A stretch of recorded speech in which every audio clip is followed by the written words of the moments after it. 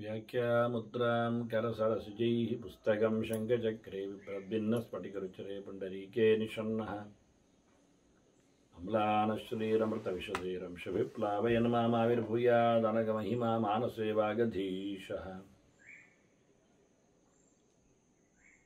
नमस्ते प्राणेश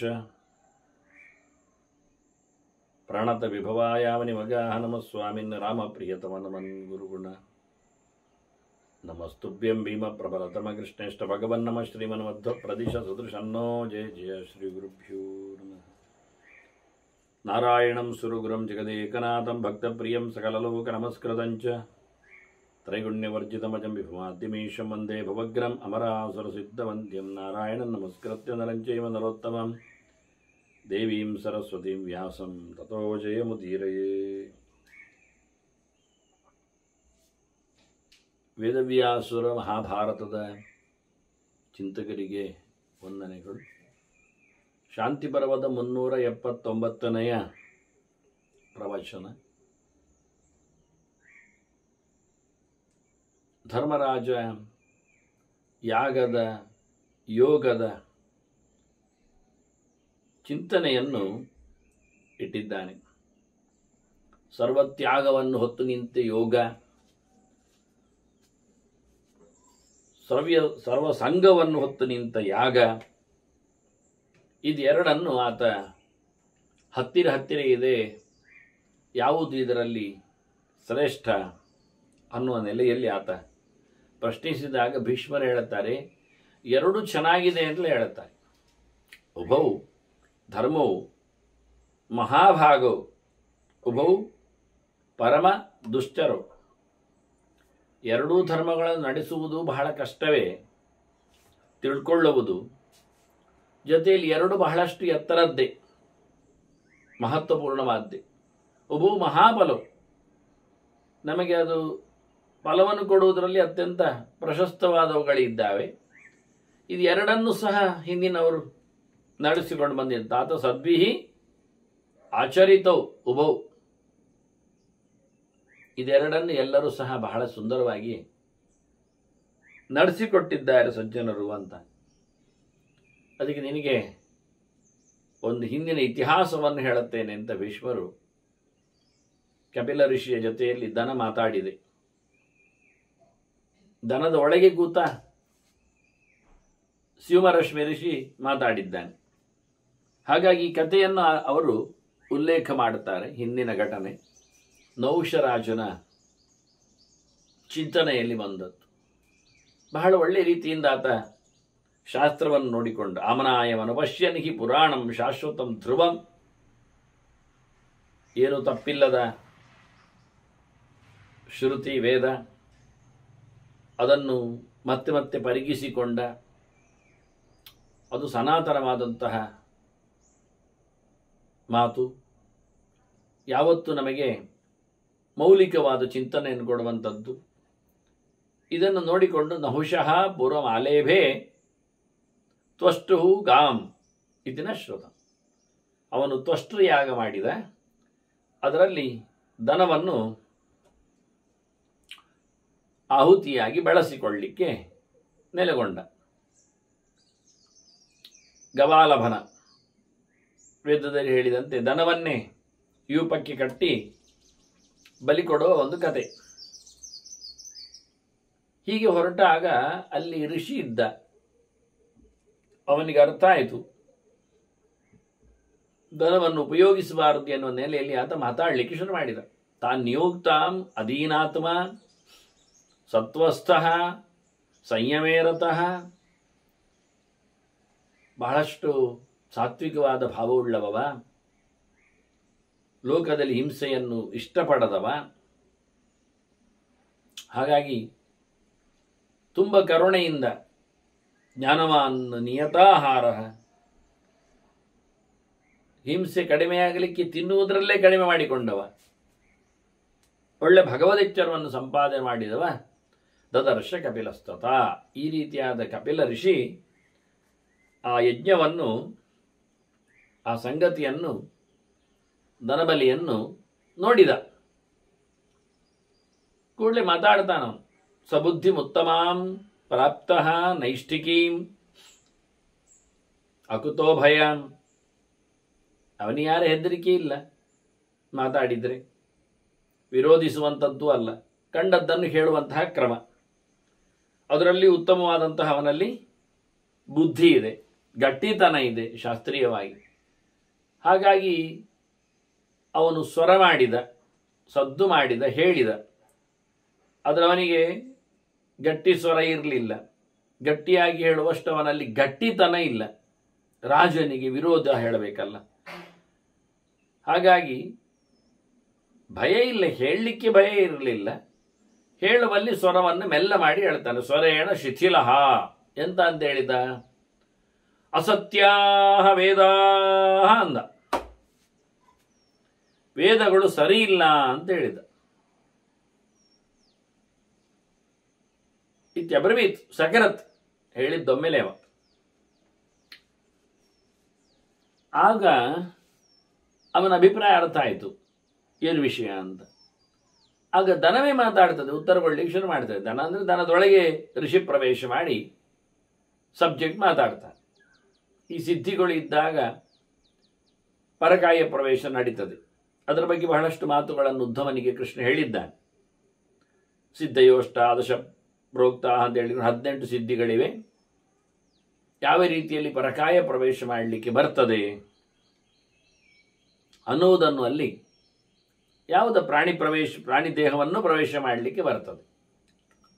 ಪರಮಾತ್ಮನ ಪ್ರಾಣನ ಚಿಂತನೆ ಜೊತೆಯಲ್ಲಿ ಗಾಳಿಯ ರೂಪದಲ್ಲಿ ಜೀವನ ಸಂಕ್ರಮಣದ ಬಗ್ಗೆ ಕೃಷ್ಣ ಹೇಳಿಕೊಟ್ಟಿದ್ದಾನೆ ಉದ್ಧವನಿಗೆ. ಹಾಗಾಗಿ ಈ ಋಷಿ ದನವನ್ನು ಪ್ರವೇಶ ಮಾಡಿ ಮಾತಾಡ್ತಾನೆ. ಸದಾ ತಾಂಗಾಂ ಋಷಿ ಸ್ಯೂಮರಶ್ಮಿ ಪ್ರವಿಶ್ಯ ಯತಿಂ ಅಬ್ರವೀತ್. ಆ ಕಪಿಲ ಸನ್ಯಾಸಿಯನ್ನು ಮಾತಾಡಿಸ್ತಾನೆ, ಹೇಳುತ್ತಾನೆ ಪ್ರವೇಶ ಮಾಡಿ. ಅಂಹೋ ವೇದಾ ಯದಿ ಮತಾಹ ಧರ್ಮಾಹ ಕೇನ ಅಪರೇ ಮತಾಹ. ಅಲ್ಲ, ನಿನ್ನ ವೇದಕ್ಕೆ ತಪ್ಪು ಗೆರೆ ಹಾಕಿಬಿಟ್ಟೆ, ವೇದ ಸರಿ ಇಲ್ಲ ಅಂತ ಹೇಳಿಕೊಂಡೆ. ಹಾಗಾದರೆ ಯಾವುದರಿಂದ ನಾವು ಧರ್ಮವನ್ನು ತೀರ್ಮಾನ ಮಾಡಬೇಕಾಗ್ತದೆ? ವೇದ ಹೇಳಿದ್ದು ಸರಿ ಇಲ್ಲ ಆದರೆ, ವೈದಿಕ ಧರ್ಮಗಳು ತಪ್ಪಾದರೆ, ಹಾಗಾದರೆ ಯಾವುದು ಸರಿಯಾದ ಧರ್ಮ ಅಂತ ಹೇಳಲಿಕ್ಕೆ ಏನಿದೆ? ಇವತ್ತು ಎಲ್ಲರೂ ಸಹ ವೇದವನ್ನೇ ಒಪ್ಪಿಕೊಂಡು ಅದರ ಪ್ರಕಾರ ನಡೆದುಕೊಂಡು ಬಂದವರು. ತಪಸ್ವಿನಃ ಧೃತಿಮತಃ ಶ್ರುತಿ ವಿಜ್ಞಾನ ಚಕ್ಷುಷಃ. ಒಳ್ಳೆ ತಪಸ್ಸು ಮಾಡುವವರಿಗೆ, ಬಹಳಷ್ಟು ಮಾನಸಿಕ ವ್ಯಾಪಾರವನ್ನು ಮನನಗಳನ್ನು ಮಾಡುವವರಿಗೆ, ಒಳ್ಳೆ ಶ್ರವಣ ಪಾಠ ಪ್ರವಚನದಲ್ಲಿ ನಿಂತಿರವರಿಗೆ ಶ್ರುತಿ ವಿಜ್ಞಾನ ಚಕ್ಷುಷಃ. ಓದಲಿಕ್ಕೆ ಕಣ್ಣು ಬೇಕು, ಕೇಳಲಿಕ್ಕೆ ಕಿವಿ ಬೇಕು, ಅದರಲ್ಲಿ ಎಚ್ಚರ ಆಗಬೇಕು. ಅದನ್ನ ಧೃತಿ ಅಂದರೆ ಧೈರ್ಯ ಇರುವುದು ಬುದ್ಧಿಯಲ್ಲಿ, ಅದರಿಂದ ಮನನಕ್ಕೆ ಗಟ್ಟಿ ಮನಸ್ಸು ಬೇಕು. ತಪಸ್ಸಿಗೆ ಒಳ್ಳೆ ರೀತಿಯಾದಂತಹ ದೇಹ ಬೇಕು, ವ್ರತ ನಿಯಮಗಳು ನಡೆಸಿಕೊಳ್ಳಲಿಕ್ಕೆ. ಆನಂತರ ಅದನ್ನು ನಿರಂತರವಾಗಿ ಭಗವಂತನನ್ನು ಕಾಣುವಂತಹ ತಪಸ್ಸಿಗೆ, ಧ್ಯಾನಕ್ಕೆ ಅವ್ರ ಗಟ್ಟಿ. ಅವಿಗೆ ಶ್ರವಣ ಮನನ ನಿಧಿಧ್ಯಾಸನದ ಬಗ್ಗೆ ಚಿಂತನೆಯನ್ನು ಕೊಟ್ಟ. ಇಲ್ಲಿ ಮೂರಕ್ಕೂ ಕಾರಣ, ಶ್ರವಣಕ್ಕೆ ಕಾರಣ ವೇದ, ಮನನಕ್ಕೆ ಕಾರಣ ವೇದ, ನಿಧಿಧ್ಯಾಸಕ್ಕೆ ಧ್ಯಾನಕ್ಕೆ ಕಾರಣವಾದದ್ದು ವೇದ. ಆದ್ದರಿಂದ ವೇದವನ್ನು ಅಪ್ಪಿಕೊಂಡು ಇವರೆಲ್ಲ ನಡೆಯನ್ನು ತೋರಿಸಿದ್ದಾರೆ. ತಪಸ್ವಿನಃ ಧೃತಿಮತಃ ಶ್ರುತಿ ವಿಜ್ಞಾನ ಚಕ್ಷುಷಃ ಸರ್ವಂ ಆರ್ಷಂ ಹಿ ಮನ್ಯಂತೆ. ಎಲ್ಲವೂ ವೇದದಲ್ಲಿ ಬಂದ ಮಾತುಗಳೆಲ್ಲವೂ ಯಾರು ನಡೆಸಿಕೊಟ್ಟದ್ದಲ್ಲ, ಯಾರದ್ದೋ ದೋಷ ಅದರಲ್ಲಿಲ್ಲ. ಎಲ್ಲ ಋಷಿಗಳು ಕಂಡದ್ದು, ಅವರಿಗೆ ಗೋಚರಿಸಿತ್ತು, ಅವರಿಗೆ ಧ್ಯಾನದಲ್ಲಿ ಅದು ನಿಲುಕಿತ್ತು. ಅದು ಹಿಂದಿನವರಿಗೆ ಸಿಕ್ಕಿದ್ದು, ಹೊಸತೇನಲ್ಲ ಅದರಲ್ಲಿ. ಮತ್ತೆ ಹಿಂದಿನವರಲ್ಲಿ ಅಂದರೆ ಗರುಡ ಸರ್ವವೇದಾನ ಅಂತ ಸರ್ವವೇದಗಳನ್ನು ದರ್ಶನ ಮಾಡಿದವ ಗರುಡ ಇದ್ದಾನೆ. ಅದಕ್ಕಿಂತ ಮೇಲಕ್ಕೆ ನೆಲೆಗೊಂಡವರು ಸರಸ್ವತಿ ಇದ್ದಾಳೆ, ಬ್ರಹ್ಮ ಇದ್ದಾನೆ. ಮೊದಲಿಗೆ ಇದೆಲ್ಲವೂ ಬಂದದ್ದು ಹಯಗ್ರೀವ ಋಷಿಯಿಂದ. ಹಯಗ್ರೀವಾದಿಮಾ ವಿದ್ಯಾ ನಿಸೃತಂ ತುರಗಾನನಾದಂತ ವೇದೋ ನಾರಾಯಣ ಸಾಕ್ಷಾತ್ ಸ್ವಯಂಭೂರಿತಿ ಶುಶ್ರಮ ಹೇಳಿ ನಾರಾಯಣ ಋಷಿ ಆ ಲೆಕ್ಕದಲ್ಲಿ ಅದನ್ನು ಎಲ್ಲವೂ ಭಗವಂತನಿಂದ ಬಂದಿದೆ ಎನ್ನುವುದನ್ನು ಅರಿತುಕೊಂಡಾಗ ವೇದ ತಪ್ಪಾಗುವುದು ಹೇಗೆ? ಸರ್ವಂ ಆರ್ಷಂ ಹಿ ಮನ್ಯಂತೆ ವ್ಯಾಹೃತಂ ವಿದಿತಾತ್ಮನಃ ವೇದೇಶ್ಚ ಸರ್ವೈರಹಮಯ ವೇದ್ಯ ಅಂತ ಹೇಳಿ ವೇದೋಕ್ತನಾದ ಭಗವಂತ ವೇದಗಳನ್ನು ಕೊಟ್ಟವನು. ತನ್ನ ಬಗ್ಗೆ ಹೇಳಿರತಕ್ಕಂತಹ ವೇದ ಬೇರೆ ಕಡೆಯಲ್ಲಿ ಸಿಗುವುದಿಲ್ಲ. ಭಗವಂತನ ವಿಷಯ ನೇಂದ್ರಿಯಾಣಿ ನಾನುಮಾನ ವೇದ ಕೇವೇನ ವೇದ ಅಂತ ಹೇಳಿಕೊಂಡು ಬೇರೆ ಯಾವುದೇ ಪ್ರಮಾಣಗಳಿಂದ ಭಗವಂತನ ಪ್ರಮಾಣೀಕರಣಕ್ಕೆ ಕಾರಣ ಇಲ್ಲದೇ ಇರಲಿಕ್ಕಾಗಿ ವೇದವೇ ಭಗವಂತನನ್ನು ಹೇಳುವುದರಿಂದ ವೇದದಲ್ಲಿ ಭಗವಂತ ಹೇಳಲ್ಪಟ್ಟಿದ್ದಾನೆ ಅಂತ ಅವನಿಗೆ ಹೇಳಿಕೊಂಡು ತಾನು ವೇದವನ್ನು ಹೇಳುತ್ತಾ ಇದ್ದಾನೆ. ತನ್ನ ಬಗ್ಗೆ ಹೇಳತಕ್ಕ ವೇದಗಳನ್ನು ದೇವರೇ ಕೊಟ್ಟಿರುವಾಗ ಅದನ್ನು ಸುಳ್ಳು ಹೇಳುತ್ತದೆ ಅಂತ ಹೇಗೆ ಹೇಳುವುದು? ನಿನಗೆ ವೇದದಲ್ಲಿ ಕೆಲಸ ಇಲ್ಲದೆ ಇರಬಹುದು. ಯಾಕೆಂದ್ರೆ ನೀನು ಸನ್ಯಾಸ, ನೀನು ಎಲ್ಲ ಬಿಟ್ಟವ. ತಸ್ಯೈವಂ ಗತತೃಷ್ಣಸ್ಯ ವಿಜ್ವರಸ್ಯ ನಿರಾಶಿಷಃ. ನಿನಗೆ ಯಾವುದೇ ಕಾಮನೆಗಳು ಇಲ್ಲ, ನಿನಗೆ ಯಾವುದೇ ತೊಂದರೆಗಳು ಇಲ್ಲ. ಅಂದರೆ ಬಾಹ್ಯವಾಗಿ ಮನೆ ಮಂದಿ ಮಠ ಮಾರು ಅದ್ಯಾವುದೂ ಇಲ್ಲ. ಆಸೆಯೂ ನಿನಗಿಲ್ಲ. ಯಾವುದನ್ನು ಪಡಿಬೇಕು ಹಿಡಿಬೇಕು ಅನ್ನತಕ್ಕಂಥ ನೆಲೆಯೂ ನಿನಗಿಲ್ಲ. ಆದ್ದರಿಂದ ನಿನಗೆ ಎಂಥದ್ದು ಇಲ್ಲ. ಅದರಿಂದ ಕಾ ವಿವಕ್ಷಾಸ್ತಿ ವೇದೇಶು ನಿರಾಲಂಬಸ್ಯ ಸರ್ವತಃ. ಹಾಗಾಗಿ ನಿನಗೆ ಆಲಂಬನ ಇಲ್ಲ. ವೇದವನ್ನು ಉಪಯೋಗಿಸಿಕೊಂಡು ಪ್ರಾಣಿಯನ್ನು ಬಲಿಕೊಟ್ಟು ಯಜ್ಞವನ್ನು ನಡೆಸಿಬಿಟ್ಟು ದೇವತೆಗಳನ್ನು ಪ್ರೀತಿಸಿ ಅವರಿಂದ ಪಡೆಯತಕ್ಕಂತಹ ಸ್ವರ್ಗಾದಿಗಳನ್ನು ಪಡೆಯತಕ್ಕಂಥ ಕತೆ ಅದು ನಿನಗಿಲ್ಲ. ನೀನು ಅಗ್ನಿತ್ಯಾಗ ಮಾಡಿದವ, ನೀನು ಸನ್ಯಾಸ, ದ್ರವ್ಯಾರಂಭನ ಮಾಡುವುದಿಲ್ಲ, ಪಶುಗಳನ್ನು ಕಟ್ಟುವುದಿಲ್ಲ, ಅಹಿಂಸಾವಾದಿ. ನಿನಗೆ ಯಜ್ಞಯಾಗಗಳು ಇಲ್ಲ, ನಿನಗೆ ಸ್ವರ್ಗ ಬೇಡ. ಹೀಗಾಗಿ ನಿನ್ನ ಸಬ್ಜೆಕ್ಟ್, ಹಾಗಾಗಿ ನೀನು ಬೇಡ ಹೇಳ್ತೀಯಲ್ಲ ಅಂತ ಹೇಳಿ ಅದನ್ನು ಎಲ್ಲರಿಗೂ ಇಲ್ಲ ಅಂತ ಹೇಳುವುದು ವೇದ ಸಮ ಇಲ್ಲ ಅಂತ. ಆಗ ಕಪಿಲ ಮುನಿ ಮಾತಾಡ್ತಾನೆ, ನಾಹಂ ವೇದ ವಿನಿಂದಾಮಿ. ನಾನು ವೇದವನ್ನು ಬೈಲಿಕ್ಕೆ ಹೋಗಲಿಲ್ಲ, ನನ್ನ ಅಭಿಪ್ರಾಯ ಅದಲ್ಲ. ನ ವಿವಕ್ಷ್ಯಾಮಿ ಕರಿಹಿಜಿತ್.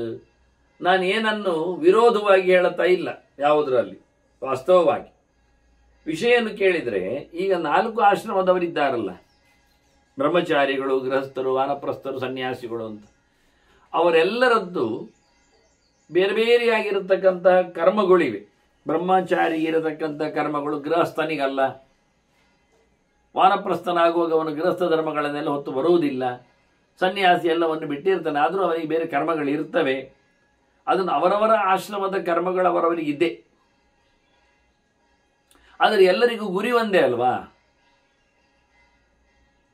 ಆಶ್ರಮೋಚಿತವಾದ ಕರ್ಮವನ್ನು ಮಾಡುವ ಮೂಲಕ ಅವರು ಪಡೆಯುವಂಥದ್ದು ಒಂದೇ.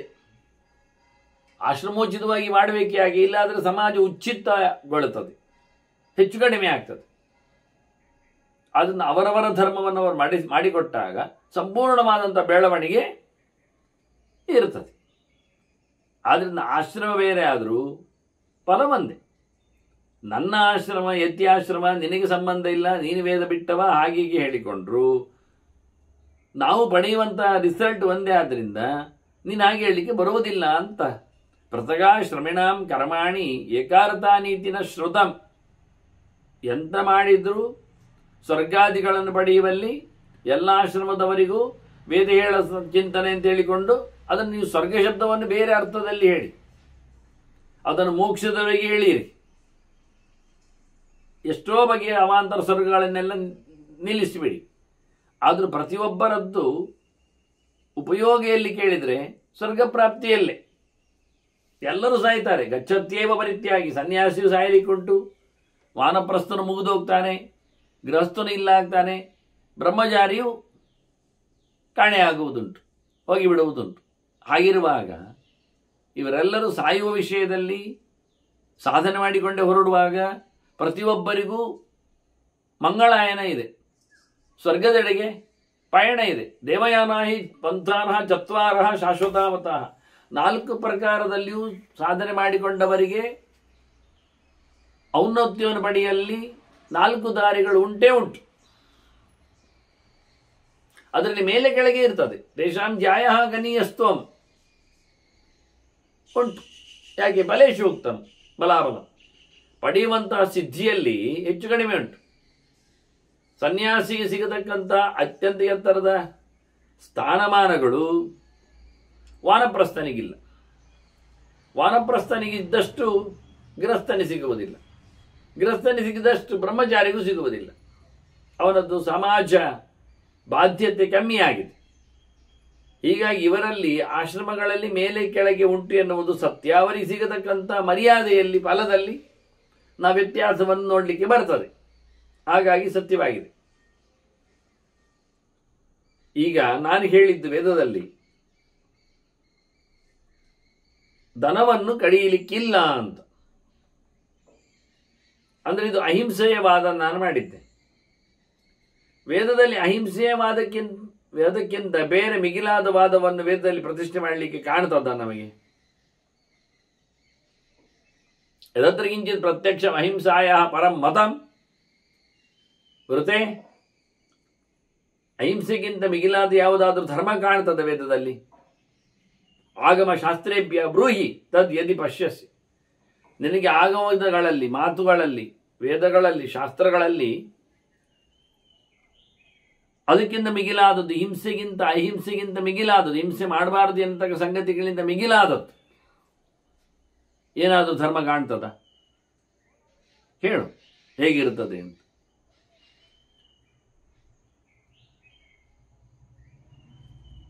ಆಗ ಸ್ಯೂತರಶ್ಮಿ ಹೇಳುತ್ತಾನೆ, ಅಲ್ಲಯ್ಯ, ಸ್ವರ್ಗಕಾಮೋ ಯಜೇತ ಅಂತ ಇಲ್ವಾ ವೇದದಲ್ಲಿ?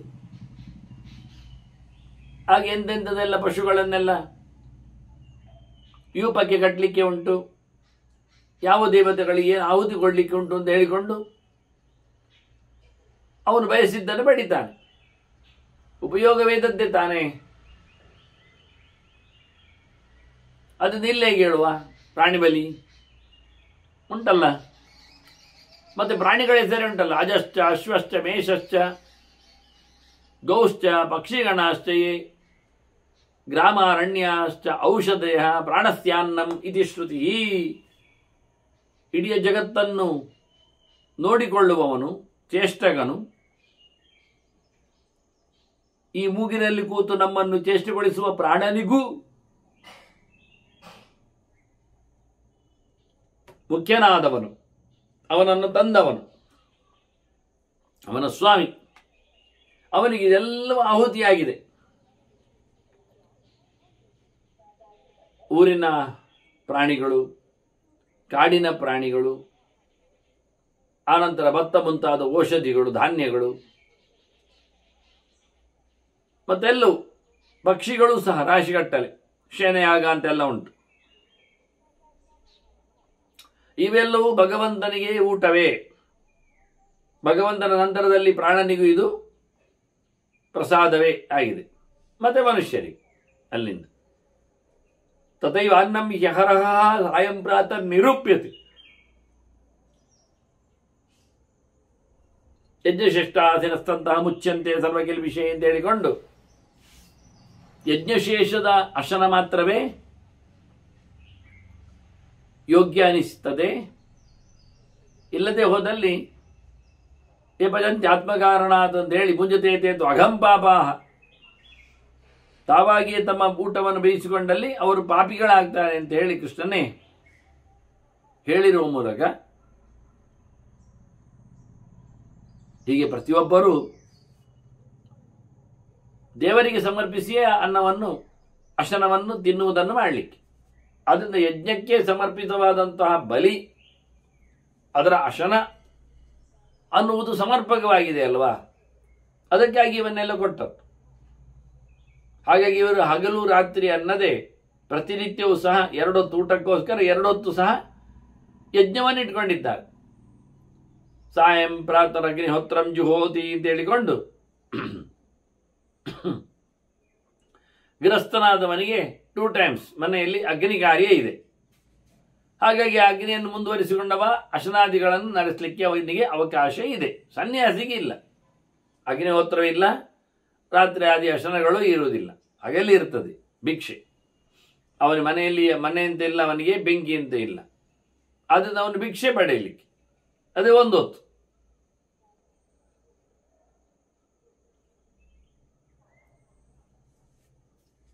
ಹೀಗೆ ಪ್ರಾಣಿಗಳನ್ನು ಹೇಳುವ ಮೂಲಕ ಇವನ್ನೆಲ್ಲರ ಸೃಷ್ಟಿ ಮಾಡಿದ್ದು ಯಜ್ಞಕ್ಕೆ ಅಂಗವಾಗಿಯೇ. ಸಾಯಜ್ಞ ಪ್ರಜಾಸೃಷ್ಟ ಹೇಳಿದಾಗೆ ಯಜ್ಞ ಸೃಷ್ಟಿಯಾಗುವಾಗ ಅದರಲ್ಲಿ ವಸ್ತುಗಳು ಸಹ ಅಂಗಗಳಾಗಿ ಉಪಯೋಗಕ್ಕೆ ಬೇಕಾದ ಸಂಗತಿಗಳು ಸೃಷ್ಟಿಯನ್ನು ಮಾಡಿದಿವೆ. ಪಶವಶ್ಚಾತ ಧಾನ್ಯಂಚ ಯಜ್ಞಸ್ಯಾಂಗಂ ಇತಿ ಶ್ರುತಿ. ಯಜ್ಞಕ್ಕೆ ಅಂಗ ಉಪಯೋಗಿಯಾಗಿ ಪ್ರಾಣಿಗಳು ಮತ್ತೆ ದವಸ ಧಾನ್ಯಾದಿಗಳು, ಈ ಎರಡು. ನೀವು ಕೇವಲ ದವಸ ಧಾನ್ಯಗಳಿಂದ ಯಜ್ಞ ಮುಗಿಸಬೇಕು ಹೇಳುವುದಲ್ಲ, ಜೊತೆಯಲ್ಲಿ ಪ್ರಾಣಿಗಳನ್ನು ಹೇಳ್ತಾರೆ. ಪ್ರಾಣಿಗಳಷ್ಟು ಯಜ್ಞೋಪಯೋಗಿ ಅಲ್ಲ, ದವಸ ಧಾನ್ಯಗಳನ್ನು ಹೇಳ್ತಾರೆ. ಅದರಿಂದ ಮನುಷ್ಯ ದವಸ ಧಾನ್ಯವನ್ನು ತಿಂತಾನೆ, ಪ್ರಾಣಿಯನ್ನು ತಿಂತಾನೆ ಯಜ್ಞಶೇಷವಾಗಿ. ಹೀಗೆ ಏತಾನಿ ಸಹ ಯಜ್ಞೇನ ಪ್ರಜಾಪತಿರ ಕಲ್ಪಯತ್. ಇವನ್ನು ಸೃಷ್ಟಿಯಲ್ಲಿ ಒಟ್ಟಿಗೆ ತಂದದ್ದನ್ನು ಬ್ರಹ್ಮದೇವನೇ ಮಾಡಿದ್ದ. ಯಾವಾಗ ಈ ನೆಲದಲ್ಲಿ ಅಗ್ನಿಹೋತ್ರದ ಉಪಾಸನೆಯ ಮುಖಗಳು ಬಂದವೋ ಅದಕ್ಕೆ ಬೇಕಾಗಿರುವ ಸಾಮಗ್ರಿಗಳು ಸೃಷ್ಟಿ ಒಟ್ಟಿಗೆ ಚತುರ್ಮುಖನಿಂದ ಬಂದಿವೆ. ಯಜ್ಞ ಅನ್ನತಕ್ಕಂಥ ಪ್ರೋಸೆಸ್, ಪ್ರಯೋಗ ಪದ್ಧತಿ ಬಂದಾಗಲೇ ಅದಕ್ಕೆ ಬೇಕಾಗಿರತಕ್ಕಂಥ ಸ್ವತ್ತುಗಳು ಎಷ್ಟು ಏನು ಹೇಳಿಕೊಳ್ಳುವ ರೀತಿಯಲ್ಲಿ ದ್ರವ್ಯದ ವಿನಿಯೋಗದ ವ್ಯವಸ್ಥೆಗಳು ಆಗಿದೆ. ಅದು ಮತ್ತೆ ಮಾಡಿಕೊಂಡದ್ದಲ್ಲ, ಮತ್ತೆ ನೋಡಿಕೊಂಡದ್ದಲ್ಲ, ಮತ್ತೆ ಗೀಚಿದ್ದಲ್ಲ, ಮತ್ತೆ ಬರೆಯುವಂಥದ್ದು. ಹೀಗೆ ಅದಕ್ಕೆ ವಸ್ತುಗಳನ್ನು ವಿನಿಯೋಗಿಸುವ ವ್ಯವಸ್ಥೆಗಳು, ವ್ಯವಸ್ಥೆಗೆ ಇರತಕ್ಕಂಥ ದೇವತೆಗಳು, ಅದರ ದಿಕ್ಕುಗಳು ಎಲ್ಲವೂ. ಹೀಗೆ ಯಜ್ಞ ಅದು ಮುಂದುವರಿದ ಅನೇಕ ಕಾಲಘಟ್ಟದಲ್ಲಿ ಬೆಳೆದು ನಿಂತ ಕಥೆ ಅಲ್ಲ. ಏಕಪ್ರಕಾರ ಒಮ್ಮೆಲೆ ಅದರದ್ದು ಪೂರ್ಣವಾದಂತಹ ಸ್ವರೂಪ ಆವಿಷ್ಕಾರಗೊಂಡಿದೆ. ಅದರಂತೆ ಯಜ್ಞ ಸೃಷ್ಟಿ ಮಾಡಿಕೊಂಡಾಗ ಸ್ವತ್ತಿನ ಜೊತೆಯಲ್ಲಿ ಬ್ರಹ್ಮದೇವ ಬಂದಾಗ ಅವನೇ ಅದನ್ನು ಯಜ್ಞವಾಗಿ ಮಾಡಿದ್ದಾನೆ, ತೋರಿಸಿಕೊಟ್ಟಿದ್ದಾನೆ. ಪ್ರಾಕ್ಟಿಕಲ್ ಅದನ್ನು ಮಾಡಿ ತೋರಿಸ್ತಾನೆ. ತೇನ ಪ್ರಜಾಪತಿ, ಅವನು ಕೂತ್ಕೊಂಡು ಯಜ್ಞಮ ಆಯೋಜತ ಅಂತ ಆಯೋಜಂತ ದೇವಾ ಹೇಳಿದಾಗೆ, ಯಜ್ಞೇನ ಆಯೋಜತ ಪ್ರಭು ಪ್ರಜಾಪತಿರ್ ದೇವಾನ್. ಅವನೇ ಎಲ್ಲ ದೇವತೆಗಳಿಗೆ ಯಾವಂತಹ ವಸ್ತುಗಳನ್ನು ಹೇಗೆ ಕಾಣಬೇಕು. ಆಲಭೇತ ಅಂತ ಹೇಳಿ ಶ್ವೇತ ಮಾಲಭೇತ ಅಂತಾರೆ. ಬಿಳಿಯಾದವನಿಗೆ ಬಿಳಿಯ ವಸ್ತುವನ್ನು ತರಲಿಕ್ಕೆ ಉಂಟು, ಹಿಡಿಲಿಕ್ಕುಂಟು, ಅಶ್ವಾದಿಗಳನ್ನು ಅಜಾದಿಗಳನ್ನು ಅಂತೇಳಿ. ವಾರುಣಂ ಅಂತ ಹೇಳಿಕೊಂಡು ವರುಣನಿ ಆಗುವಾಗ ಇಂಥದ್ದು. ವಾಯುವ್ಯಂ ಹೇಳಿಕೊಂಡು ವಾಯುದೇವತಾಕವಾದದ್ದಾದರೆ ಹೇಗೆ ಅಂತ ಹೇಳಿಕೊಂಡು ಅವರವರಿಗೆ ಸಂಬಂಧಪಟ್ಟದ್ದಂತೆ ಅರುಣ ಅಂದರೆ ಕೆಂಪು, ಬಿಳಿ, ಇಂಥದ್ದನ್ನೆಲ್ಲ ಪ್ರಾಣಿಗಳ ಬಲಿಯನ್ನು ದೇವತೆಗಳ ಹೋಮ ಹವನಗಳಲ್ಲಿ ಬ್ರಹ್ಮದೇವನೇ ಬಳಸಿ ಅದನ್ನು ತೋರಿಸಿಕೊಟ್ಟಿದ್ದ. ತದನ್ಯೋನ್ಯವರಾಹ ಸರ್ವೇ ಪ್ರಾಣಿನಃ ಸಪ್ತ ಸಪ್ತಚ. ಇದರಲ್ಲಿ ಮೇಲೆ ಕೆಳಗೆಗಳು ಬೇಕಾದಷ್ಟಿವೆ. ಅದನ್ನು ಅಶ್ವಮೇಧ ಅಂತ ಇದೆ, ಬೇರೆ ಬೇರೆ ಹೆಸರುಗಳಲ್ಲಿ ಬೇರೆ ಬೇರೆ ಪ್ರಾಣಿಗಳ ಬಲಿಗಳು. ಮೊಲವು ಬಂದಿರ್ತದೆ ಪ್ರಾಣಿ ಅದರಲ್ಲಿ, ಆಹುತಿಯ ವ್ಯವಸ್ಥೆಯಲ್ಲಿ. ಹೀಗಾಗಿ ಬಂದಿದೆ, ಎಲ್ಲ ಪ್ರಾಣಿಗಳಿಗೂ ಇದೆ. ಅದರಲ್ಲಿ ಪ್ರಧಾನವಾಗಿ 7 ಪ್ರಾಣಿಗಳನ್ನು, ಊರಿನ 7 ಪ್ರಾಣಿಗಳನ್ನು, ಕಾಡಿನ 7 ಪ್ರಾಣಿಗಳನ್ನು ಗಮನಿಸಿದ್ದಾರೆ, ಗುರುತಿಸಿದ್ದಾರೆ, ಹೇಳಿಕೊಂಡಿದ್ದಾರೆ. ಹಾಗಾಗಿ ಊರಿನ 7 ಪ್ರಾಣಿಗಳಲ್ಲಿ ದನವು ಸೇರಿಕೊಳ್ತದೆ. ಗೌರಜಃ, ಮನುಜಃ, ಶ್ವಾವ, ಅಶ್ವತರ, ಗರ್ದಭ ಅಂತ ಹೇಳಿಕೊಂಡು ಕತ್ತೆ ಬರ್ತದೆ, ಕುದುರೆ ಬರ್ತದೆ. ಅದರೊಟ್ಟಿಗೆ ಅಶ್ವತರ, ಇವೆರಡರ ಮಿಕ್ಸ್, ಕುದುರೆ ಮತ್ತೆ ಕತ್ತೆಯಲ್ಲಿ ಹುಟ್ಟಿರುವಂಥದ್ದು. ಅಂದರೆ ಕತ್ತೆಯ ಅದರಲ್ಲಿ ಭಾರ ಹೊರುವ ಸಾಮರ್ಥ್ಯವು, ಕುದುರೆಯಲ್ಲಿ ಎಲ್ಲಿ ವೇಗವಾಗಿ ಓಡುವ ಸಾಮರ್ಥ್ಯವು ಎರಡು ಒಟ್ಟಾಗ್ತದೆ ಅದರಲ್ಲಿ. ಅದನ್ನು ಮಾಡಲಿಕ್ಕೋಸ್ಕರ ಹಾಗೆ ಮಾಡಿ ಅಶ್ವತರಿ ಅಂತ ಹೇಳಿ. ಅದರೊಟ್ಟಿಗೆ ಅಶ್ವವು, ಕುದುರೆ, ಕತ್ತೆ, ಆನಂತರ ಮಿಶ್ರ ಜಾತಿ. ಅದರೊಟ್ಟಿಗೆ ನಾಯಿ, ಮನುಷ್ಯ, ದನ, ಆಡು. ಇದಿಷ್ಟು ಊರಿನ ಪ್ರಾಣಿಗಳಾಗಿ ಯಜ್ಞಕ್ಕೆ ಬಲಿಯಾಗತಕ್ಕ ಸಂಗತಿಗಳು. ಕಾಡಿನಲ್ಲಿ ಆದರೆ ಸಿಂಹ, ವ್ಯಾಘ್ರ, ವರಾಹಾಶ್ಚ ಮಹಿಷಾಹ, ಮತ್ತೆ ವಾರಣಾಸ್ತತ, ಹರಿಣ, ಶಲಲಾಶ್ಚೈವ. ಇವು ಆರಣ್ಯಕ ಪಶುಗಳು. ಮುಳ್ಳು ಹಂದಿಗಳು, ಜಿಂಕೆಗಳು, ಮತ್ತೆ ಆನೆ, ಮಹಿಷ ಅಂದರೆ ಎಮ್ಮೆ, ಕಾಡು ದನಕ್ಕೆ ಮಹಿಷ ಅಂತ ಕರೀತಾರೆ. ಅದರೊಟ್ಟಿಗೆ ಸಿಂಹ ಮತ್ತೆ ಹುಲಿ. ಯಜ್ಞೇಶು ಉಪಾಕೃತಂ ವಿಶ್ವಂ ಪ್ರಾಹುರುತ್ತಮ ಸಂಹಿತಂ. ಯಜ್ಞಕ್ಕಾಗಿ ಎಲ್ಲವನ್ನು ವಿನಿಯೋಗಿಸಿಕೊಳ್ಳುವಂಥದ್ದನ್ನು, ಸಂಯಮನ ಅಂದರೆ ಅದನ್ನು ಕಡಿಯುವುದು, ಕೊಡುವುದನ್ನೆಲ್ಲ ಎಲ್ಲವನ್ನು ಅತ್ಯುತ್ತಮವಾದದ್ದು, ಬೆಸ್ಟ್, ವಾಸ್ತವವಾಗುವಂಥದ್ದು ಅಂತ ಹೇಳುತ್ತಾರೆ. ಇದು ಎಲ್ಲ ಪರವಾನಿಗಿದ್ದೇ ಆಗುವಂಥದ್ದು. ಯಾರ ಎಲ್ಲ ಎದುರು ಯಾರ ಹತ್ರ ತೋರಿಸಬೇಡಿ, ಹೇಳಬೇಡಿ ಅಂತ ಕದ್ದು ಮುಚ್ಚಿ ಮಾಡೋದಲ್ಲ ಇದು. ಯದಚ್ಚೈವ ಅಭ್ಯನುಜ್ಞಾತಂ ಪೂರ್ವ ತೆರೆಯಿಸ್ತು, ಪೂರ್ವ ತೆರೆಯಿಸ್ತದ. ಹಿಂದಿನವರೆಲ್ಲ ಇದನ್ನೆಲ್ಲ ಆಕ್ಷೇಪ ಮಾಡದೆ ಒಪ್ಪಿಕೊಂಡೇ ಬಂದು ನಡೆಸಿಕೊಂಡೇ ಬಂದಿದ್ದಾರೆ. ಅದು ನಮಗೆ ಇದನ್ನು ನಡೆಸಿಕೊಟ್ಟಿರತಕ್ಕಂಥ ಇತಿಹಾಸಗಳು ಇವೆ, ಪ್ರಮೇಯಗಳು ತಂದಿವೆ, ಬೇಕಾದಷ್ಟು ವಿಷಯಗಳು ಸಹ ನಾವು ನೋಡಿದ್ದೇವೆ. ಹೀಗಾಗಿ ಯಾರು ತಾನೇ ಸಂಪತ್ತು ಉಳ್ಳವ ಮಾಡದೆ ಕೂತ್ಕೊಳ್ತಾನೆ? ತೋಜಾತುನ ವಿಜಿನ್ವಿತ ವಿದ್ವಾನ್ ಸ್ವಾಂ ಶಕ್ತಿ ಮಹಾತ್ಮನಃ. ತನ್ನಲ್ಲಿರತಕ್ಕಂಥ ಶಕ್ತಿಯನ್ನು ನೋಡಿಕೊಂಡು, ಸಂಪತ್ತಿನ ವ್ಯವಸ್ಥೆ ನೋಡಿಕೊಂಡು ಪ್ರತಿಯೊಬ್ಬನು ಸಹ ಒಂದಲ್ಲ ಒಂದು ಬಗೆಯಿಂದ ಎಲ್ಲಾದರೂ ಯಾವುದಾದರೂ ಹೇಗಾದರೂ ಯಜ್ಞವನ್ನು ಮಾಡ್ತಾನೆ, ಹೋಮವನ್ನು ನಡೆಸಿಕೊಡ್ತಾನೆ. ಯಾರು ಬುದ್ಧಿ ಇದ್ದವ, ಸಂಪತ್ತಿದ್ದವ ಹಿಂದೆ ಹೋಗುವುದಿಲ್ಲ. ಸಂಪತ್ತಿಗಾಗಿ ಆದರೂ ಮಾಡ್ತಾನೆ, ತಿಳ್ಕೊಂಡದ್ದಕ್ಕಾದರೂ ನಡೆಸಿಬಿಡ್ತಾನೆ. ಅದನ್ನು ಪ್ರತಿಯೊಬ್ಬರು ಮಾಡುವಂಥ ಸಂಗತಿ ಅಂತಾನೆ. ಪಶವಶ್ಚ ಮನುಷ್ಯಾಶ್ಚ ಧರ್ಮಾಶ್ಚ ಔಷಧಿವಿಸ್ಸಹ ಸ್ವರ್ಗಮೇವಾಭಿಕಾಂಕ್ಷಂತೆ. ಈಗ ಮರಮಟ್ಟುಗಳಿಗೆಲ್ಲ ಸ್ವರ್ಗಕ್ಕೆ ಹೋಗ್ಬೇಕು ಅಂತ ಕಾಣೋದಿಲ್ವ? ಕಾಣ್ತದೆ. ಹಾಗಾದ್ರೆ ಅವರೆಲ್ಲ ಸ್ವರ್ಗಕಾಮ ಹೆಜ್ಜೆ ತಂದು ಹೋಮ ಮಾಡ್ತಾರ? ಇಲ್ಲ. ಮತ್ತೆ ತಾವು ತಮ್ಮ ಸೊತ್ತುಗಳನ್ನು ಯಜ್ಞೋಪಯೋಗಿಯಾಗಿ ಬಳಸುವಂತೆ ಅವುಗಳು ರಿಕ್ವೆಸ್ಟ್ ಮಾಡಿಕೊಂಡಾಗೆ ಕಾಣ್ತದೆ ಅಂತ. ಹತ್ತಿರದ ಮರಗಳನ್ನು ಅಪ್ಪಿಕೊಳ್ತಾವೆ, ಹತ್ತಿರ ಬರ್ತಾವೆ, ತಲೆಲ್ಲ ಆಡಿಸ್ತಾ ಇರ್ತವೆ ಮರಗಿಡಗಳೆಲ್ಲ. ಯಾಕೆ ಕೇಳಿದ್ರೆ ಅವುಗಳಿಗೆ ಯಜ್ಞಕ್ಕಿಂತ ಬಿಟ್ಟು ಬೇರೆ ಎಲ್ಲಿ ಆದರೂ ಅವುಗಳಿಗೆ ಸಾಯಲಿಕ್ಕೆ ಸಿಗ್ತದ ಅವಕಾಶ? ಸತ್ತಂತರ ಸ್ವರ್ಗ ಆದರೂ ಸಿಗ್ತದ? ನೋಡಿ, ಮರಮಟ್ಟುಗಳಿಗೆ, ದವಸ ಧಾನ್ಯಗಳಿಗೆ, ಇವುಗಳಿಗೆಲ್ಲ ನೆಕ್ಸ್ಟ್ ಚೇಂಜ್ ಯಾವುದು ಜನ್ಮ ಕೇಳಿದರೆ ಮನುಷ್ಯರ ಜನ್ಮ. ಅಷ್ಟು ಮಾತ್ರ ಅಲ್ಲ, ಕೆಲವರಿಗೆ ಎಲ್ಲ ದೇವತೆಗಳ ಧರ್ಮ, ದೇವತೆಗಳಾಗ್ತಾರೆ. ಈ ರೀತಿಯಾಗಿ ಕಾರಣ ಏನು? ಇವುಗಳಿಗೆಲ್ಲ ವಾಸ್ತವವಾಗಿ ಯಜ್ಞದಲ್ಲಿ ಉಪಯೋಗ ಪಟ್ಟಾಗ ಅವುಗಳಿಗೆ ಸ್ವರ್ಗವನ್ನು ತಲುಪಿಸುವ ರೀತಿ ಇದೆ. ಪ್ರಾಣಿಗಳು ತಮ್ಮನ್ನು ಉಪಯೋಗಿಸಿಕೊಳ್ಳಬೇಕು ಅಂತ ಹೇಳಿಕೊಳ್ಳುತ್ತವೆ, ಆತುರ ಪಡ್ತಾವೆ. ಪಶವಶ್ಚ ಮನುಷ್ಯಾಶ್ಚ ದುರ್ಮಾಶ್ಚ ಔಷಧಿವಿಸ್ಸಹ. ದೊಡ್ಡ ದೊಡ್ಡ ಮರಗಳು ಕಟ್ಟಿಗೆಯಾಗಿ ಬರ್ತವೆ, ಔಷಧಿಗಳು, ಫಲಗೊಂಡವುಗಳು ಎಲ್ಲ, ಹಣ್ಣು ಹಂಪಲುಗಳು ಸೇರಿ, ಮೂಲಗಳೆಲ್ಲ. ಪಶವಶ್ಚ ಪ್ರಾಣಿಗಳು ಸೇರಿ ಸ್ವರ್ಗಮೇವಾಭಿಕಾಂಕ್ಷ ಅಂತ. ಅವರಿಗೆಲ್ಲ ಸದ್ಗತಿಯಾಗಬೇಕು ಅಂತ ಕಾಣ್ತದೆ. ಆ ಯೋನಿಗಳಲ್ಲಿ ಅವರಿಗೆ ಕೆಲಸ ಮಾಡಲಿಕ್ಕೆ ಬರುವುದಿಲ್ಲ ಅಂತ ಗೊತ್ತಿದೆ. ಅದನ್ನು ತಾವು ಯಜ್ಞೋಪಯೋಗಿಯಾಗಿ, ಅದಕ್ಕೆ ಕಟ್ಟಿಗೆ ಬೇಕು, ಉರುವಲ್ ಬೇಕು, ಅದರೊಟ್ಟಿಗೆ ಹೋಮದ ಯಜಮಾನಾದಿಗಳ ನೆಲೆಯಲ್ಲಿ ಅದು ನಿಲ್ಲಿಕ್ಕೆ ಬರ್ತದೆ. ವಿನಿಯೋಗಕ್ಕೆ ದ್ರವ್ಯಗಳು ಬೇಕಾದಷ್ಟು ಇರ್ತವೆ, ದವಸ ಧಾನ್ಯಗಳು, ಇವೆಲ್ಲವೂ ಸಹ ತಾವು ಸತ್ತ ಬಳಿಕ ಸ್ವರ್ಗವನ್ನು ಪಡಿತಾವೆ. ನಚ ಸ್ವರ್ಗೋಸ್ತಿ ತೇ ಮಖಾತ್. ಯಜ್ಞವನ್ನು ಬಿಟ್ಟರೆ ಮರಮಟ್ಟಗಳಿಗೆ ಎಲ್ಲಿ ಉಂಟು ಸದ್ಗತಿ? ಕಾಡಿನಲ್ಲಿ ಬಿದ್ದು ಹೋಗ್ತವೆ ಅವುಗಳು, ತಮ್ಮ ಗೆಲ್ಲುಗಳನ್ನು ಕೆಳಗಾಗ್ತವೆ, ಯಜ್ಞಕ್ಕೆ ಉಪಯೋಗಿ ಆಗಲಿಲ್ಲ, ಕೊಳೆತು ಹೋಗ್ತದೆ. ಅದರಿಂದ ಓಷಧ್ಯ ಪಶವ ವೃಕ್ಷ ವೀರುತು ಆಜ್ಯಂ ಪಯೋ ದಧಿ ಹವಿಹಿ ಭೂಮಿ ದಿಶಃ ಶ್ರದ್ಧಾ ಕಾಲಶ್ಚ ಏತಾನಿ ದ್ವಾದಶ. ಹೀಗೆ 12 ಬಗೆಯಿಂದ ಯಜ್ಞಕ್ಕೆ ಉಪಯೋಗಿ ಆಗುವಂತೆ ವ್ಯವಸ್ಥೆಗಳಿವೆ ಅಂತ ಹೇಳ್ತಾನೆ. ಯಜ್ಞದಲ್ಲಿ ಬರತಕ್ಕಂಥ ಸಂಗತಿಗಳು ಹೀಗಿವೆ, ಇಷ್ಟಿವೆ. ಯಜ್ಞದಲ್ಲಿ ನಾವು ಭತ್ತರಾಗಿ ಇತ್ಯಾದಿಗಳನ್ನೆಲ್ಲ ಬಳಸ್ತೇವೆ, ಔಷಧಿಗಳು. ಒಂದು ಸರ್ತಿ ಕಟಾವಾದ ನಂತರ, ಕೊಯ್ದ ನಂತರ ಮತ್ತೆ ಇನ್ನೊಮ್ಮೆ ಆ ಗಿಡಕ್ಕೆ ಬದುಕು ಇಲ್ಲ. ಅದು ಮತ್ತು ಮೇವಿಗೆ, ದನಕ್ಕೆ.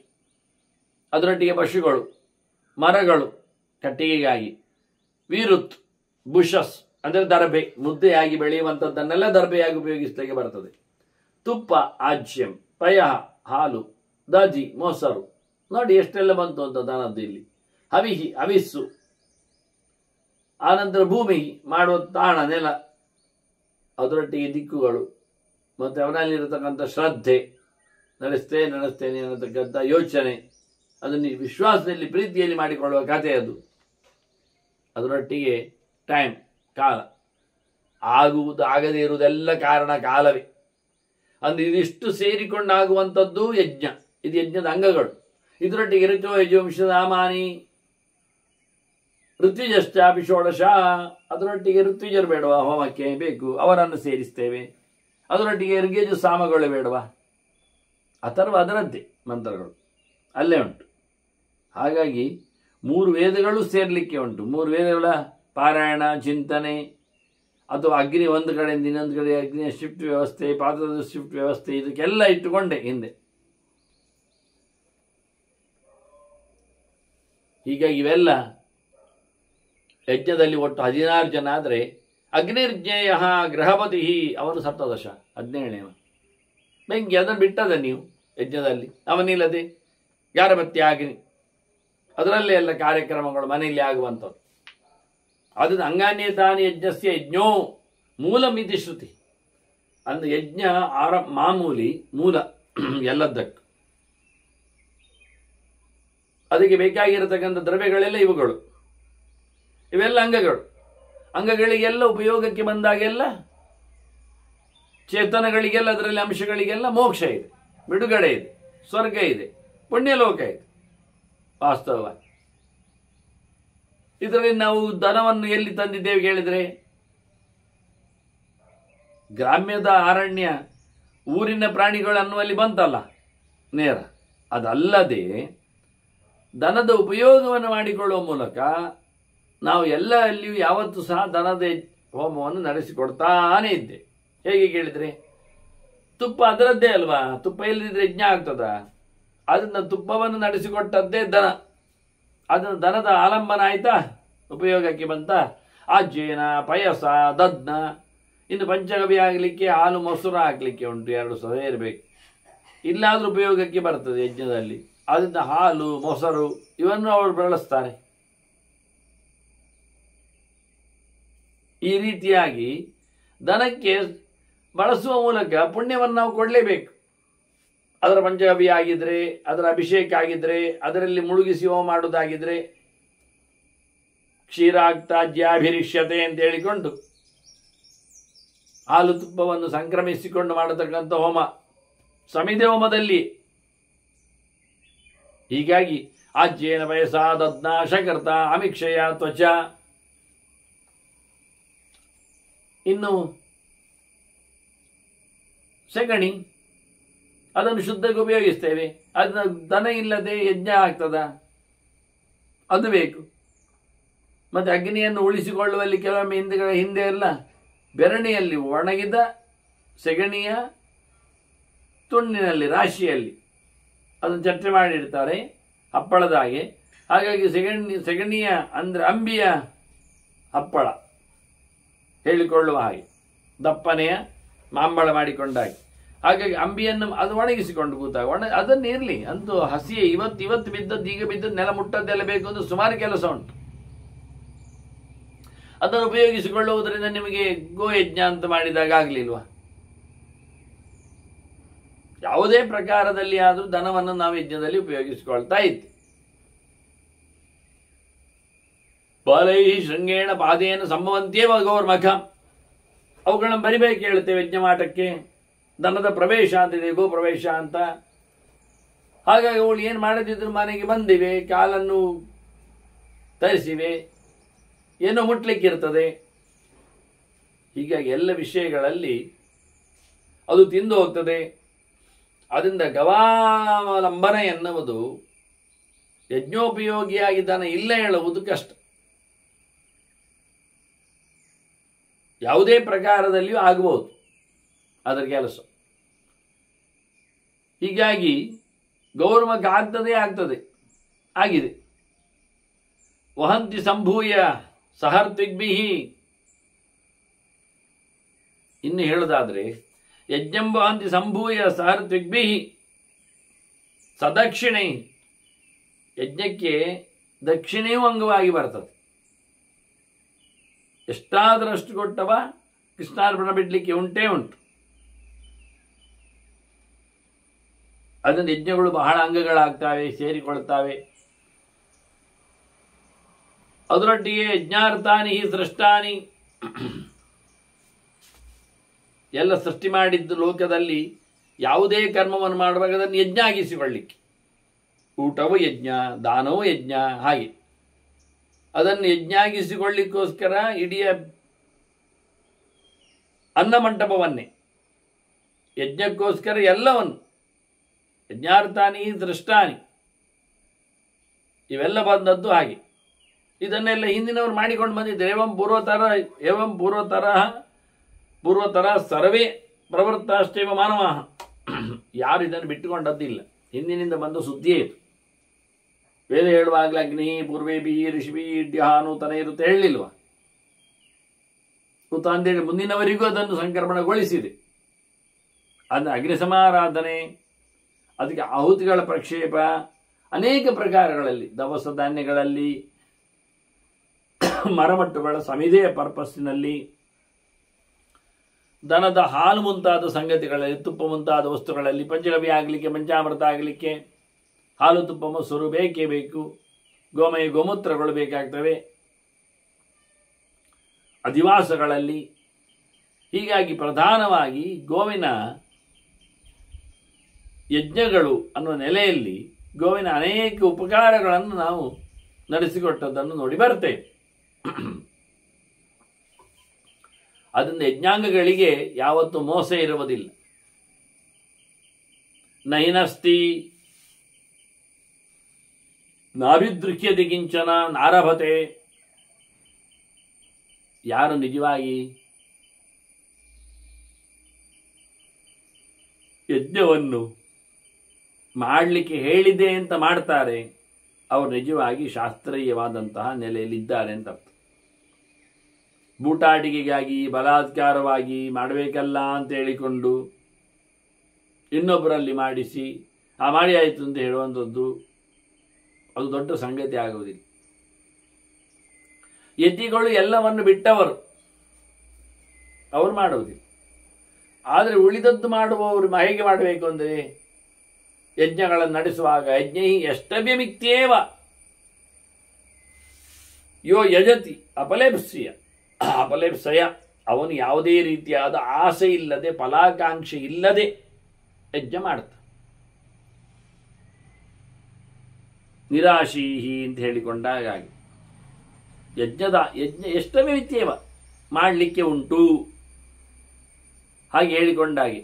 ದಾತವ್ಯ ಮಿತ್ತೇವ ಅಂತ ದೀಯತೆ ಅಂತ ಕೊಡ್ಲಿಕ್ಕೆ ಹೇಳಿದ್ದಾರೆ, ಕೊಡುವುದು ಅಷ್ಟೆ. ಕೊಡಲೇಬೇಕು, ಕೊಡ್ಲಿಕ್ಕೆ ಹೇಳಿದ್ದೇ ಉಂಟು ಹೇಳಿಕೊಂಡು ಶಾಸ್ತ್ರ ಏನು ಹೇಳಿದೆ ಅದನ್ನು ನಡೆಸಿಕೊಡುವಲ್ಲಿ ಬಹಳಷ್ಟು ತಾತ್ಪರ್ಯ.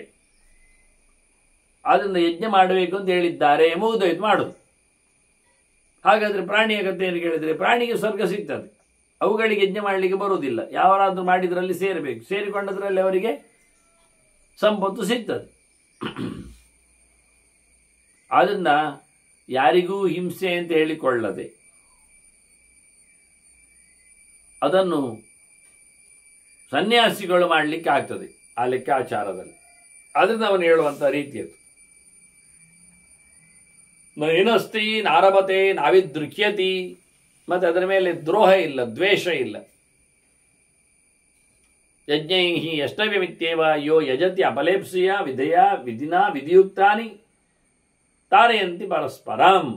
ಯಜ್ಞಾಂಗಗಳಲ್ಲಿ ಹೇಳಲ್ಪಟ್ಟಂತಹ ವಸ್ತುಗಳು ಇಲ್ಲಿ ಸೇರಿಕೊಂಡರೆ ಅವುಗಳು ಎಲ್ಲ ಒಟ್ಟು ಸೇರಿಕೊಂಡಾಗ ಒಂದಕ್ಕೊಂದಾಗುವುದಿಲ್ಲ. ಪ್ರಾಣಿ ಮಾತ್ರವೇ ತನ್ನನ್ನು ಅರ್ಪಿಸಿಕೊಂಡು ಸದ್ಗತಿಯನ್ನು ಪಡೆಯುವುದಿಲ್ಲ. ಹಾಗಾಗಿ ತುಪ್ಪ ಮಾತ್ರವೇ ಇದ್ದಾಗ ಯಜ್ಞ ಮಾಡದೆ ಹೋದರೆ ಅಥವಾ ಅದನ್ನು ಆಹುತಿಯಾಗಿ ಸುಮ್ಮನೆ ಬಳಸಿಕೊಂಡ್ರೂ ಆ ದನಕ್ಕೆ ಸದ್ಗತಿ ಆಗುವುದಿಲ್ಲ. ಅದನ್ನು ಎಲ್ಲರೂ ಸೇರಬೇಕು. ಆಹುತಿ ಕೊಡಲಿಕ್ಕೆ ಇರತಕ್ಕ ದ್ರವ್ಯಗಳು ಅಷ್ಟೇ ಕ್ರಮ ಪ್ರಕಾರವಾದ ಇಟ್ಟಿಗೆ ವ್ಯವಸ್ಥೆಯಲ್ಲಿ ಇಟ್ಟಿಗೆಗಳು, ಅದನ್ನು ತಯಾರಿಸಿದವರು, ಅದನ್ನು ಇಟ್ಟುಕೊಟ್ಟವರು. ಹಾಗಾಗಿ ತನ್ನವರಿಂದ ತಾನು ಮಾಡಿಸಬೇಕು. ಮಾಡಿಸುವಾಗ ಅವರನ್ನೆಲ್ಲ ಸೇರಿಸಿಕೊಳ್ಳುವ ಮೂಲಕ ಅವರಿಗೆಲ್ಲ ಪೂರ್ಣ ಫಲವೂ ಸಿಗ್ತದೆ. ಯಾರೊಬ್ಬ ಪ್ರದಾನ ಮಾಡುವವ, ನಾನು ಹೆಚ್ಚಾಗಿ ಹೇಳುವುದುಂಟು, ಮಹಾಪೂಜೆ ಕೃಷ್ಣನಿಗೆ ನಡೆಯುವಾಗ ಅಲ್ಲಿ ಬೆಡಿ ಬಿಡುವವ ಇದ್ದಾನೆ. ಕಿವಿ ಕೆಪ್ಪಾಗ್ತದೆ ಅಂತ ಹೇಳಿಕೊಂಡವನು ಬಿಟ್ಟದೇ ಇದ್ರೆ, ಪರಿಸರ ಹಾಳಾಗ್ತದೆ ಹೇಳಿಕೊಂಡವನು ಮದ್ದು ಹಾಕೋದಿದ್ರೆ, ಇದರಿಂದ ಸಾವಿರಾರು ಜನರಿಗೆ ಕೃಷ್ಣನ ಎಚ್ಚರವನ್ನು ತಲುಪಿಸುವಲ್ಲಿ ಸಾಂಕೇತಿಕವಾಗಿ, ಆಗ ಅವರೆಲ್ಲರೂ ಕೃಷ್ಣನ ಚಿಂತನೆಯನ್ನು ನಡೆಸುವ ಮೂಲಕ ಎತ್ತರತನವನ್ನು ಗಮನಿಸಿಕೊಳ್ಳುವಲ್ಲಿ, ಇದನ್ನೆಲ್ಲ ಅರ್ಥ ಮಾಡಿಕೊಂಡಾಗ ಅವನಿಗೂ ಅದರಲ್ಲಿನ ಒಂದು ಪೂಜೆಯ ಫಲವನ್ನು ಅಂಗಗಳಿಗೆ ಸಂಬಂಧಪಡುವಂತೆ ಮಾಡಲಿಕ್ಕೆ ಆಗ್ತದೆ ಅಂತ ಹೇಳಿ, ಹೀಗೆ ಬಹಳ ಸುಂದರವಾಗಿ ಯಜ್ಞ ಪ್ರಕ್ರಿಯೆಗಳ ಬಗ್ಗೆ, ಬೇಕು ಬೇಡಗಳ ವಿಷಯದಲ್ಲಿ, ಅಂದರೆ ಯಜ್ಞಾಂಗಗಳ ಸೊತ್ತುಗಳೆಲ್ಲವೂ ಸಹ ಬಹಳ ಸುಂದರವಾಗಿ ಪ್ರಧಾನವಾದಂತಹ ಯಜ್ಞದ ವಿನಿಯೋಗದಲ್ಲಿ ಅದು ಸಾರ್ಥಕ್ಯವನ್ನು ಪಡೀತದೆ. ಆದರೆ ಇದನ್ನು ಬಳಸುವಾಗ ಮಾತ್ರ ವಿಧಿನಾ ವಿಧಿಯುಕ್ತಾನಿ ಅಂತಾರೆ. ನೀವು ಬೇರೆ ಯಾವುದೇ ರೀತಿಯಿಂದ ಮಾಡಲಿಕ್ಕಿಲ್ಲ, ಹೇಳಿದ್ದಷ್ಟೇ ಮಾಡಲಿಕ್ಕೆ, ಹೇಳಿದಾಗೆ ಮಾಡಲಿಕ್ಕೆ. ಈಗೆಲ್ಲ ಕೆಲವೀಗ ಪೂರ್ಣ ಫಲ ಹೋಮ ಅಂತ ಇರಲಿ, ಒಂದು ಪೂರ್ಣವಾದ ಫಲವನ್ನು ಹೋಮದಲ್ಲಿ ಬಳಸುವುದು ಆಯಿತು. ಅದರ ಬದಲಿಗೆ ಆ ಪೂರ್ಣಫಲ ಹೋಮದಿಂದ ಆ ಮರಕ್ಕೆ, ಆ ಮರದ ಅಭಿಮಾನಿಗೆ, ಆ ಮರದಲ್ಲಿ ಇರತಕ್ಕಂಥ ಜೀವಿಗೆ ಅದು ಪುಣ್ಯಲೋಕವನ್ನು ತಂದು ಕೊಡುತ್ತದೆ. ದನದ ಹಾಲಿನ ಹಾಗೆ ಆಜ್ಯಕ್ಕೆ ಉಪಯೋಗಿಸಿಕೊಂಡಂತೆ ಆ ದನಕ್ಕೆ ಪುಣ್ಯಲೋಕ ಪ್ರಾಪ್ತಿಯಾಗುವ ಹಾಗೆ ನಾವು ಪೂರ್ಣಫಲ ಹೋಮ ಉಂಟು ಹೇಳಿ ಆ 3 ಕಣ್ಣಿನ ಹಣ್ಣು, ತಾಳೆ ಮರ, ಪಾಮ್, ಅದನ್ನು ಹಣ್ಣನ್ನು ಹಾಕುವುದು. ಆನಂತರ ಹೇಗೂ ದೊಡ್ಡದಿರಲಿ ನೋಡುವವರಿಗೆ ಖುಷಿ ಆಗ್ತದೆ ಹೇಳಿಕೊಂಡು ಹಲಸಿನ ಹಣ್ಣನ್ನು ತಂದು ಹಾಕುವುದು. ಮತ್ತೆ ಅದು ನೋಡುವಾಗ ಇನ್ನು ಚೆನ್ನಾಗಿರ್ಲಿ ಎಲ್ಲರಿಗೆ, ಮತ್ತು ರೈತರಿಗೆಲ್ಲ ಬೇಸರ ಆಗುವುದು ಬೇಡ ಅಂತೇಳಿ ಆ ಜೋಳ, ಮೆಕ್ಕೆಜೋಳ ಅದನ್ನೆಲ್ಲ ತಂದು ಹಾಕೋದು. ಅದೊಂದು ಕಟ್ಟು, ಅದೊಂದು ರೀತಿಯಲ್ಲಿ ಕಾಣುವ ಹಾಗೆ ನೋಡಲಿಕ್ಕೆ ಖುಷಿ ಇರ್ತದೆ. ಹೀಗೆ ಯಾವ್ಯಾವುದೋ ದ್ರವ್ಯಗಳನ್ನೆಲ್ಲ ಸೇರಿಸಿಕೊಂಡು ಒಂದಿಷ್ಟು ತರಕಾರಿಗಳನ್ನು, ಹಣ್ಣುಗಳನ್ನೆಲ್ಲ ಇದೆಲ್ಲ ಮುಟ್ಟಿಸಿಕೊಳ್ಳಿ ಅಂತ ಹೇಳಿಕೊಂಡು ಯಾರನ್ನೆಲ್ಲ ಮುಟ್ಟಿಸಿಕೊಳ್ಳಿಸ್ತಾ ಅವರೆಲ್ಲ ಎಲ್ಲೆಲ್ಲೂ ಮುಟ್ಟಿರ್ತಾರೆ ಕೈಗಳಲ್ಲಿ. ಮೊದಲಿಗೆ ಹಲ್ಲಿನಲ್ಲಿ ಸಿಕ್ಕಿದ್ದನ್ನು ತೆಗೆದಿರ್ತಾರೆ ಅದೇ ಕೈಯಲ್ಲಿ. ಅದನ್ನು ಆಹುತಿ ಆಗ್ಲಿಕ್ಕೆ ನಾವು ತಂದು ಬಿಟ್ರೆ ವಸ್ತುಗಳು ಸರಿ ಇಲ್ಲ, ಜೊತೆಯಲ್ಲಿ ಹೇಳಿದ್ದು ಆಗಿಲ್ಲ ಶಾಸ್ತ್ರ. ಕೃಷ್ಣದನ್ನೇ ಹೇಳಿದ ತಸ್ಮಾ ಶಾಸ್ತ್ರ ಪ್ರಮಾಣಂತೆ ಕಾರ್ಯವಿನಿರ್ಣಯ ಅಂತ. ಮಾಡು ಬಿಡು ಹೇಳಲಿಕ್ಕೆ ನಾವು ಹೇಳಿದ್ದೇ ಕೇಳಬೇಕು ವೇದದಲ್ಲಿ. ಆದ್ರಿಂದ ವೇದದಲ್ಲಿ ಹೇಳಿರತಕ್ಕಂತಹ ಯಜ್ಞಾಂಗಗಳ ಉಪಯೋಗವನ್ನು ಯಜ್ಞಕ್ಕೆ ಮಾಡಿದಾಗ ಅದರಲ್ಲಿ ಎಲ್ಲರನ್ನು ಅದು ಪೂರಕವಾಗಿ ಪರಸ್ಪರ, ತಾನಾಗಿಯೇ ಪ್ರಾಣಿ ಸಾಯಲಿಕ್ಕೆ ಆಗುವುದಿಲ್ಲ, ಯೂಪಕ್ಕೆ ತನ್ನ ಕೊರಳನ್ನು ಕೊಟ್ಟುಕೊಳ್ಳಿಕ್ಕೆ ಆಗುವುದಿಲ್ಲ, ದನಕ್ಕೆ ತಾನಾಗಿಯೇ ತುಪ್ಪವನ್ನು ಮಾಡಿಕೊಳ್ಳಿಕ್ಕೆ ಆಗುವುದಿಲ್ಲ, ತುಪ್ಪವನ್ನು ಹೋಮದಲ್ಲಿ ಹಾಕ್ಲಿಕ್ಕೂ ಬರುವುದಿಲ್ಲ, ಮರಕ್ಕೆ ತಾನಾಗಿಯೇ ಸಮಿತಿಯಾಗಿ ಕತ್ತರಿಸಿಕೊಳ್ಳಿಕ್ಕೂ ಬರುವುದಿಲ್ಲ, ಯಜ್ಞದಲ್ಲಿ ಬೀಳ್ಲಿಕ್ಕೂ ಆಗುವುದಿಲ್ಲ, ಋತ್ವಿಜರಿಗೆ ತಾವಾಗಿಯೇ ಕೂತುಕೊಂಡು ಯಜ್ಞವನ್ನು ಅಂತ ಹೇಳಿಕೊಂಡು ಮಾಡಿ ಸ್ವರ್ಗವನ್ನು ಪಡೀಲಿಕ್ಕೂ ಆಗುವುದಿಲ್ಲ ಇವರನ್ನೆಲ್ಲ ಇಲ್ಲದೆ. ಎಲ್ಲ ಮಾನಸ ಹೇಳಿದ್ರೆ ಕುಂಡವೂ ಮಾನಸ, ಅಗ್ನಿಯೂ ಮಾನಸ, ಆಹುತಿಯೂ ಮಾನಸ, ಎಲ್ಲ ಕಲ್ಪನೆ ಹೇಳಿದ್ರೆ ಅವನಿಗಾಗಾದ್ರೆ ಅಶನವೂ ಮಾನಸ. ಹೇಗೆ ಯಜ್ಞಶಿಷ್ಟಾಧೀನ ಸಂತ ಅಂತಾರೆ, ಅದು ಯಜ್ಞಶೇಷದಿಂದ ಊಟ ಮಾಡಿ ಬದುಕಬೇಕು ಅವನು. ಅದನ್ನು ಮಾನಸ ಹೇಳಿದ್ರೆ ಬದುಕಲಿಕ್ಕೆ ಆಗ್ತದೆ.